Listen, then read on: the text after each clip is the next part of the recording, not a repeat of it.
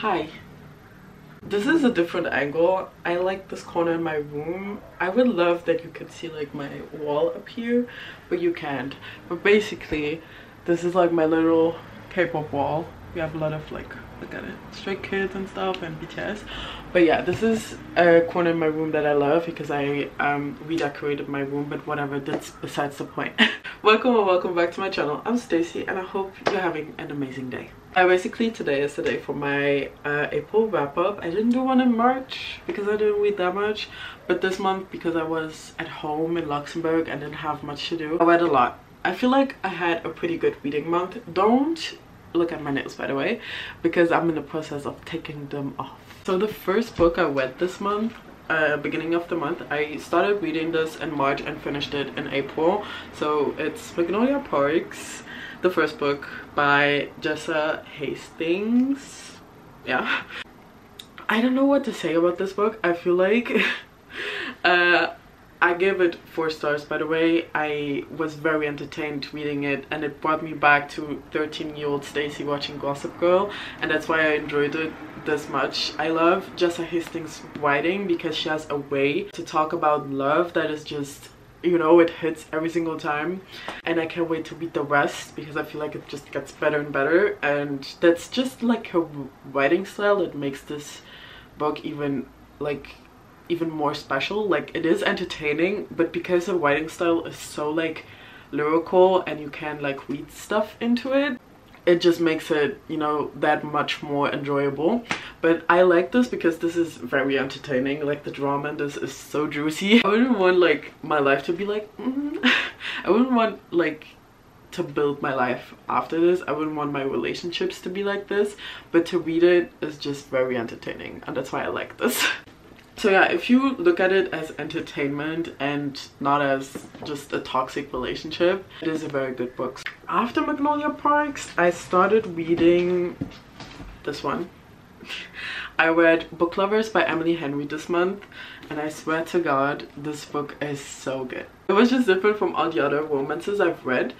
I felt like it was very, like, just a cozy read, you know? I felt like it was also, the characters go through a lot, like the characters in this went through a lot, and it's not all happy in here, but I felt very at ease while reading it, and I enjoyed seeing how they developed throughout the book. Book Lovers is about Nora and Charlie, and Nora is a book agent and Charlie is an editor.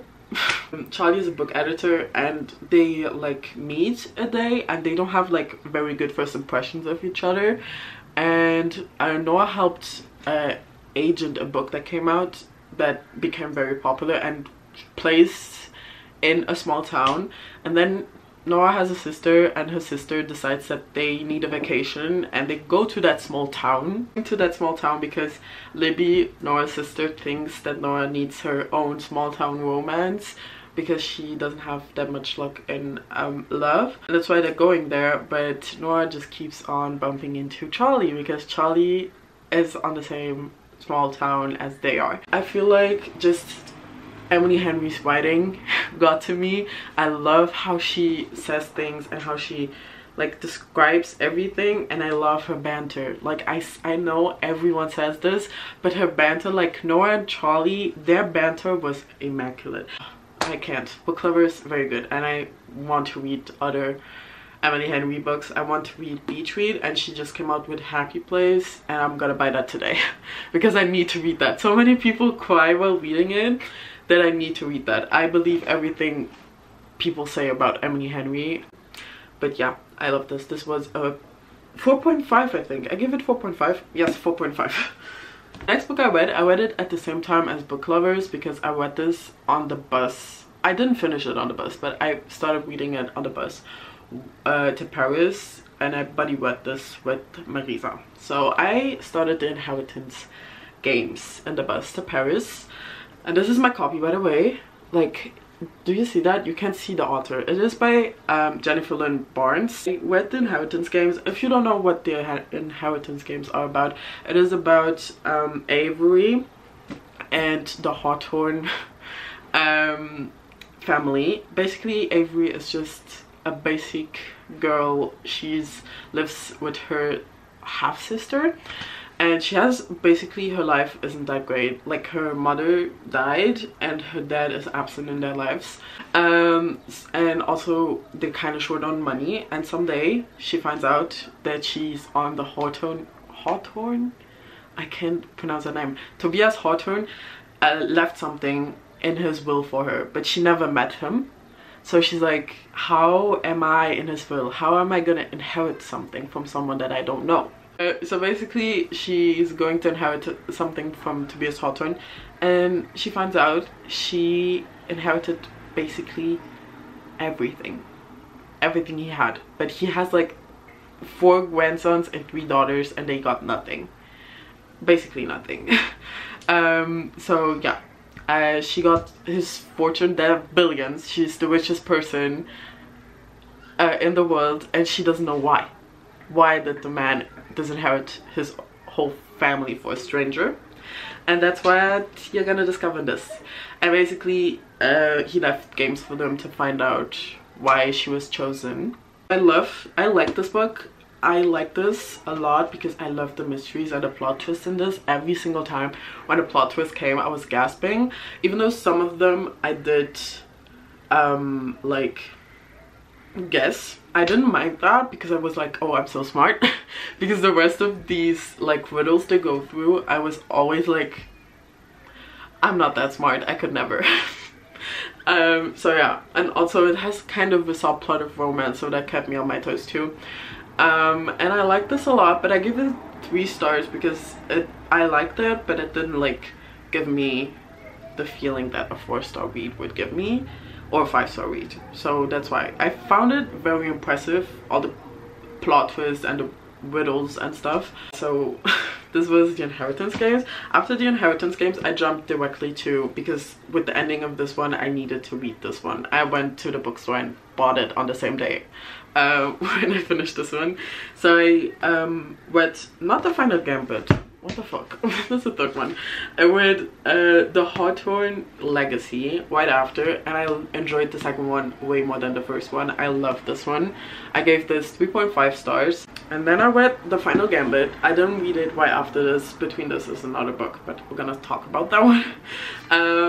I read the Final Gambit. I finished it last night. Actually, that was the 1st of May, but I started it in April. That's why I'm including it in this wrap up, and because it's a whole series. I finished this one, and I don't know why, but I feel like I gave it 3 stars. I feel like a lot of people enjoy the last one a lot, but I don't know why, but it took me a long time to finish that book. And also I took a break in the middle of it to read Binding 13, and I feel like after finishing Binding 13, nothing hit the same as Binding 13, and that's why I wasn't motivated to pick the book up. But I don't feel like it is the book's fault. Like, I always hear people saying they're having like a book hangover, and I feel like that's what I was going through. That's why the Final Gambit didn't hit the same as like the 2nd one. Those were the last physical books I read this month. The last one, not the last one, I read it in between the Hawthorne Legacy and Final Gambit. I read Binding 13, as I said.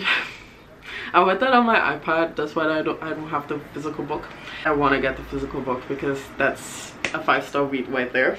I was so obsessed with that book. I took my sweet time to read it. I read it in a week, I think, but it's also a very chunky book, even though it doesn't feel like that on the iPad. And that's why I feel like I'm gonna continue reading the books on the iPad and just get the physical ones later, because it's very enjoyable to read it digitally, because it feels like it's a 300-page book, even though it's like 600, I think. Those are very chunky books when you look at them on the internet.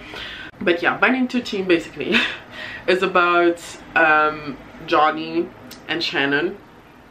Now that I'm saying the names, I swear to God. It's about Johnny and Shannon, and Shannon, I feel, by the way, trigger warning, the books aren't happy books. They're very sad. It occurred that I wanted to cry on multiple like pages. The themes in the book are very dark, and like look up the trigger warnings before you read that. I don't know. Okay, Shannon and Johnny. Shannon just transferred from her old high school to a new one. She's now at Tommen College, I think it's the name. It's Tommen. And she transferred because she was having some trouble at her old school, so her mom transferred her to that school, and now she has like friends and stuff, and she meets Johnny, and Johnny, he's like a rugby player, so it's a sports romance. That was my first sports romance, and I loved it. He's a rugby player, and he's known, by the way, the book plays in Ireland. So he plays rugby, and everyone talks about him because he's known, because he's going to be like a huge rugby player, and he's like the best out of his generation right now, and that's why everyone knows him. He's like a huge star in town. I don't know, but he's popular, and he's very determined to become a professional rugby player someday. And they meet, and basically Johnny just gets like this feeling that he has to protect her. So he's like her little protector and stuff. That's basically the plot of it. Yeah. I just feel like the book, by the way, it's very like character driven, and it's like you reading a script out of a TV show. You know what I mean? That's why I loved it that much. I felt like I was reading the script of a TV show, because it was very detailed in their feelings and how they were thinking and what they did in their day. It was just me reading, like, I don't know, which TV show am I gonna compare it to? Just the basic, not basic, but just like a teenage TV show that plays in high school, you know, with all the drama that comes with it. With all the drama that comes with them being I'm sorry about that, by the way. With all the drama that comes with it, with them being teenagers. Also, it is a slow burn. Very slow, very slow. I'm not gonna lie, it is very slow, but I enjoy that. I love slow burns. I feel like if a book is a slow burn, I just connect to the relationship way more, because I feel like, okay, they had time to get to know each other, they had time to go through their issues and communicate about it, even though they have some bit of miscommunication in them. But I feel like that also, I understood the miscommunication in it, you know. I was like, okay, I was still frustrated, but I was like, okay, if I was in a situation they were, I would probably react the same way. So it was literally, I love the characters, I love the storyline. It was a 5-star. The feelings that I had throughout the books, like I was sitting here till 4 in the morning reading, and every page I was underlining stuff, by the way. Those quotes, oh my god. I was underlining stuff, I was screaming, crying, and happy. The emotions that that book made me go through are just, you know, and I still think about them, you know what I mean. And right now I'm like taking a break because I needed to finish the final gambit, and I'm not jumping to Keeping 13 right now, but I want to read that book so bad, because the ending of Binding 13 I can't. But you can be sure that I'm gonna be reading those books in May and June and July, the time that it takes me to read, because I don't want to go through them very fast, because there's no fifth book right now. So I don't want to go through them very fast. I want to enjoy them.